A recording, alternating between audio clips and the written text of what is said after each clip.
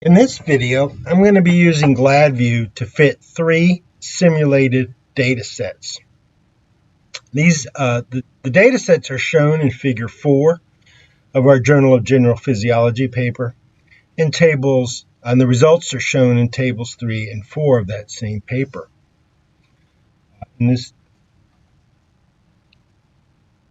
Here I'm showing you the three particular data sets. These are simulated data sets on the far left. And I simulated them from two distance distributions that are shown in the far right. These are from Thomas Edwards and Stefan Stoll's optimal Tikhonov regularization paper.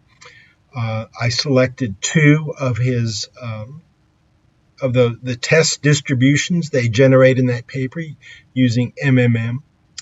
Those distributions are shown in the far right, and I mixed them together in different specified ratios to produce the distance distributions in the middle, the three distance distributions in the middle, and from those simulated deer um, the deer traces with added noise that are shown in the far left.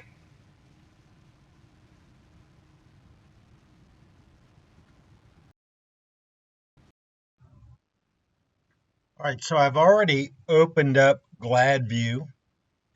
I'm going to click on Add Files and add the three, or load in the three data sets. They are ASCII files, star.dat files,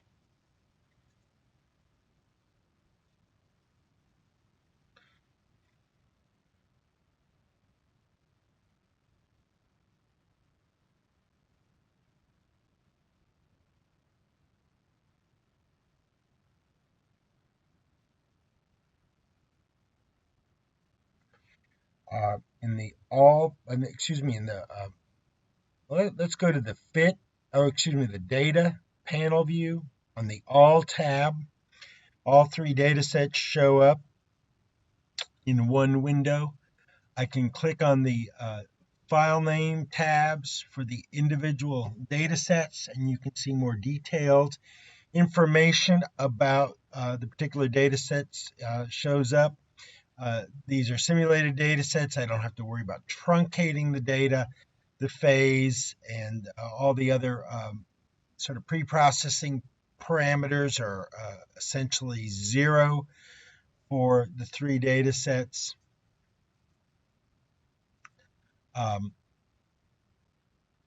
going to click on the Fit tab, and you can see that after the data was loaded in, there were estimated background parameters, estimated modulation depths, and estimated means of a one Gaussian distance distribution were generated, and initial fits or initial simulations were overlaid on the data.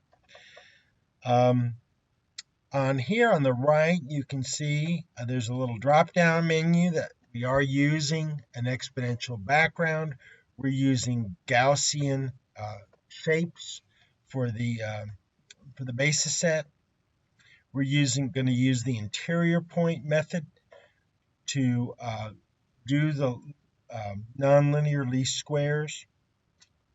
We're starting out with a one component fit for all three data sets, and right now nothing is linked.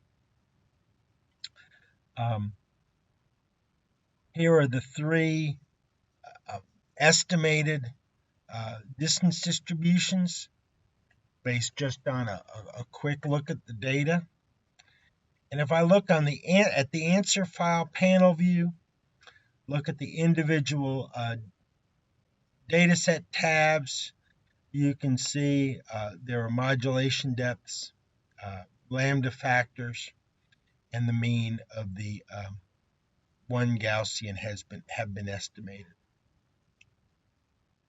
And right now, all those parameters are different for the three data sets. If I go over here to linked, I'm going to set knot depth background and amplitude. That's going to mean that those parameters are not going to be linked. And let's see what happens.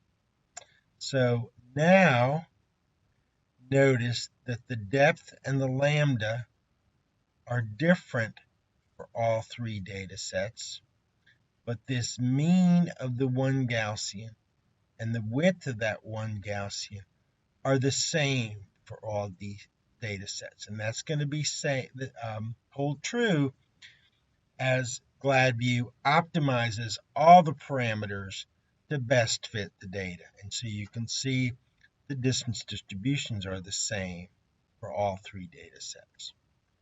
Going back to the answer table view,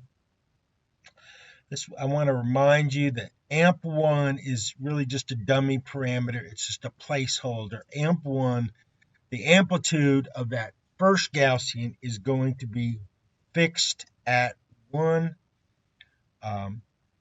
So its value is 1. And this column is fixed. If there's a 1 in the column, that means that value is fixed. It's not going to vary during the fit. If it's 0, that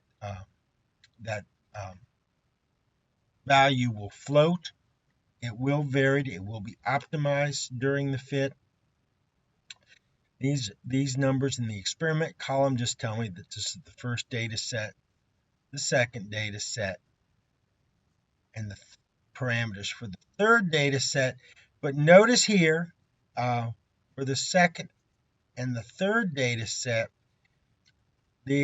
for some of the parameters, the experiment value is set to 1, and the linked parameter is set to the row number. So that means that R0 underscore 1 for here the second experiment, second data set, is going to be linked. That parameter value is going to be linked to the value of the ninth parameter in the first data set, the corresponding parameter for the first data set. The same is true for R0 underscore 1 for the third data set. Its value is going to be linked to the corresponding parameter of the first data set. There's a column that lets me adjust the lower limit and upper limit on these parameters. Let me go back to the fit view, the all tab, and let me run this fit by clicking on the fit button. And you'll see that the fits are optimized for this particular model, which corresponds to Model 1 in Table 3 of our Journal of General Physiology paper.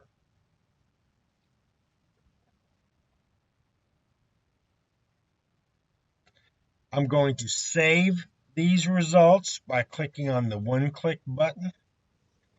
We'll call this Model 1, and these results will be saved as an Excel file.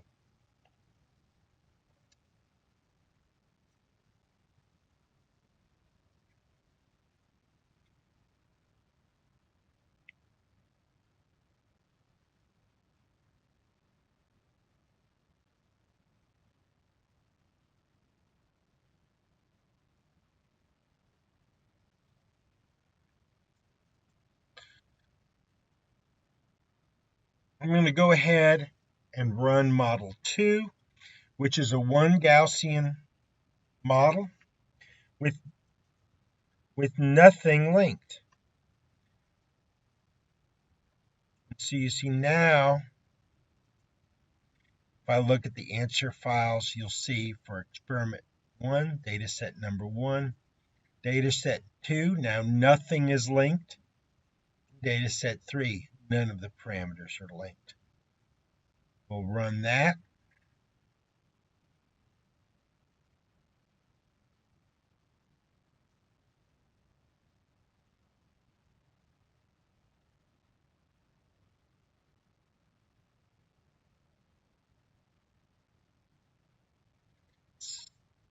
Save it.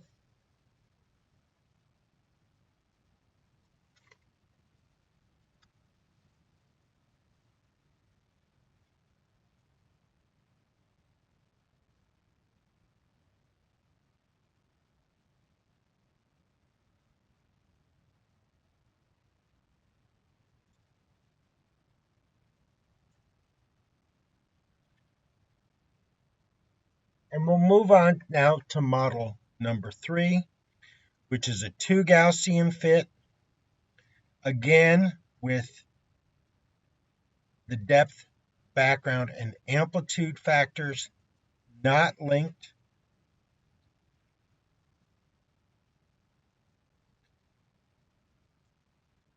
So you can see here for the first data set, the parameters for a second component have been added.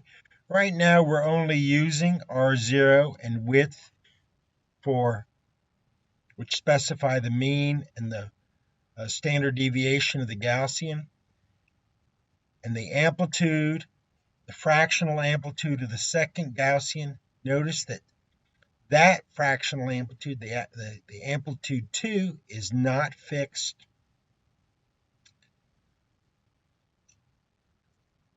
The means and widths of the 2 Gaussians are linked across all 3 data sets, but the second amplitude is not linked. Okay? I'm going to run this fit.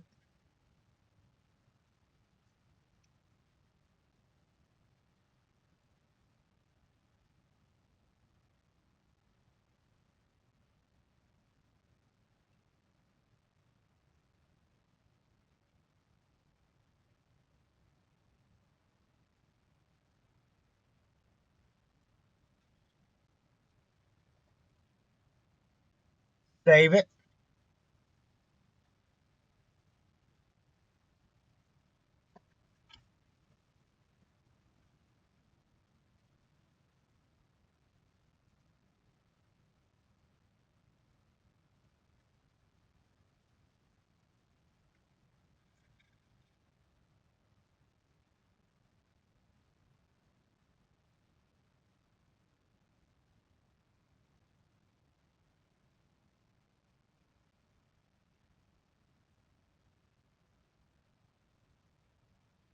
And you can see now that here are the 3 distance distributions. It looks like the 2 components, the short component and the longer component, the means and the width of those 2 components are the same across all 3 data sets.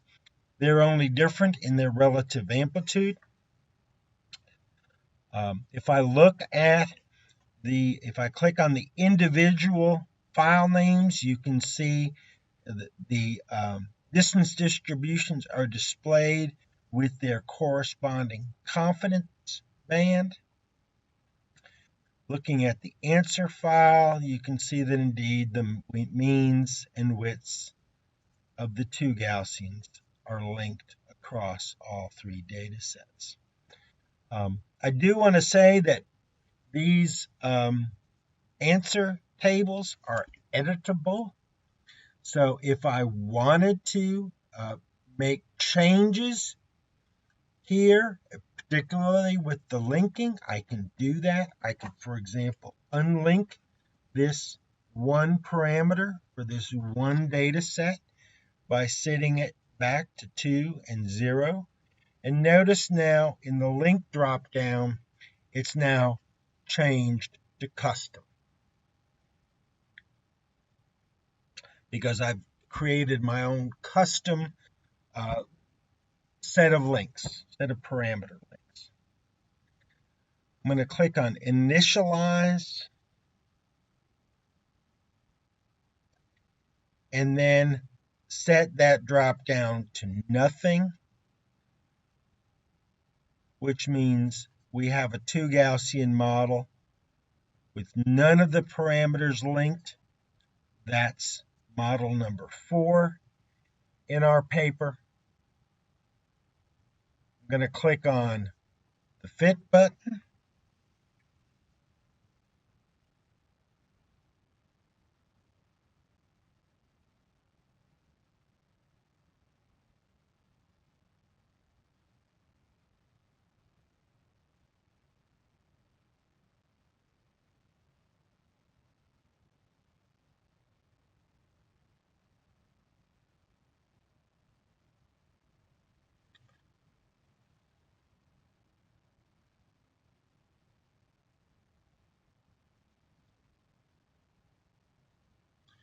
I'm going to save these results.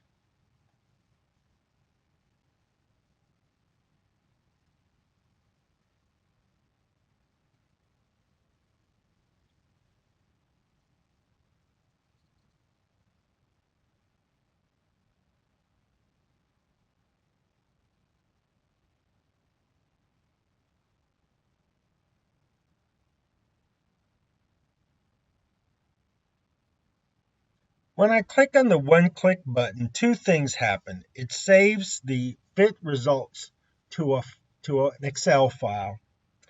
It also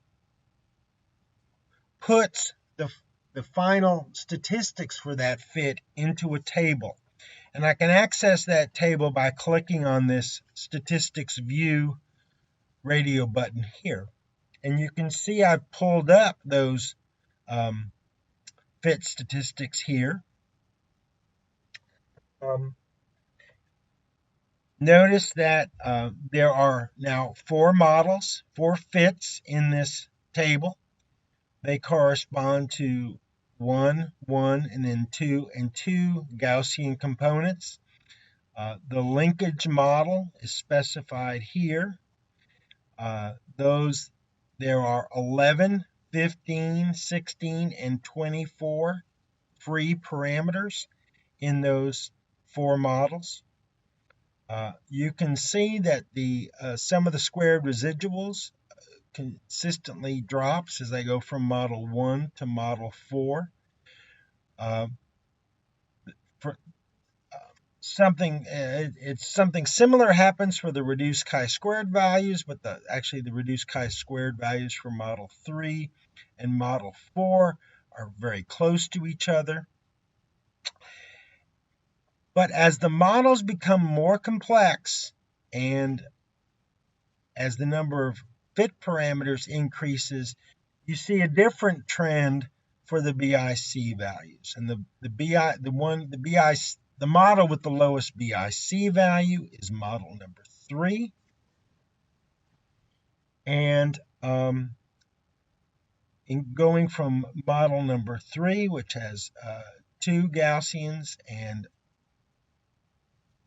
the depth, the background, and the amplitudes are not linked, but other parameters are linked. The means and the width of the Gaussian are linked. Going from that model to the model number 4, where nothing is linked, you get a very significant increase in the BIC values. Let me go back to the fit view. And I'm going to now move to model number 5. Model number 5 has 3 Gaussians with that not depth, background, and amplitude. Those parameters are not linked. You can see I've added parameters for a third Gaussian to my table. And now the means and widths of the 3 Gaussians are not linked, but the amplitudes of these, I'm not sure I said that right. The means and the widths of the 3 Gaussians are linked, but the relative amplitudes of the 3 Gaussians are not linked. They're allowed to vary across the 3 data sets. So let's run model number 5.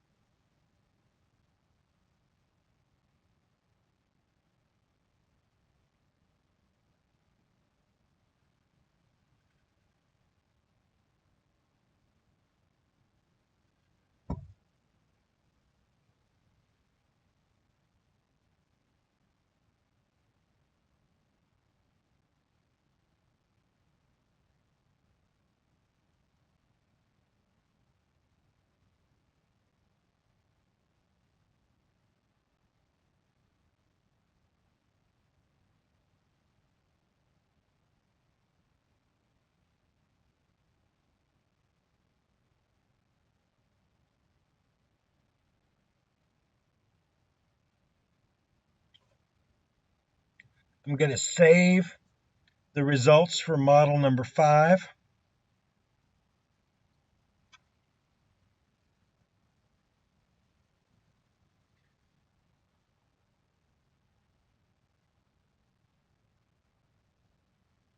And then we'll run our final model, model number 6, which is a 3 Gaussian model with nothing linked. It may take a while, so I'm going to actually pause the recording while that model runs. Set it to nothing is linked. Notice we're now up to 33 parameters. I'm going to run this, and I will pause the recording.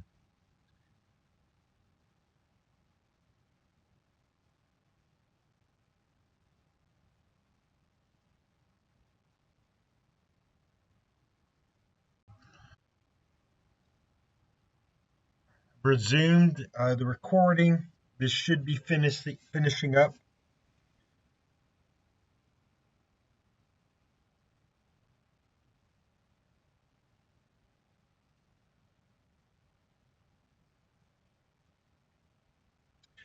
I'll save the results from model number 6.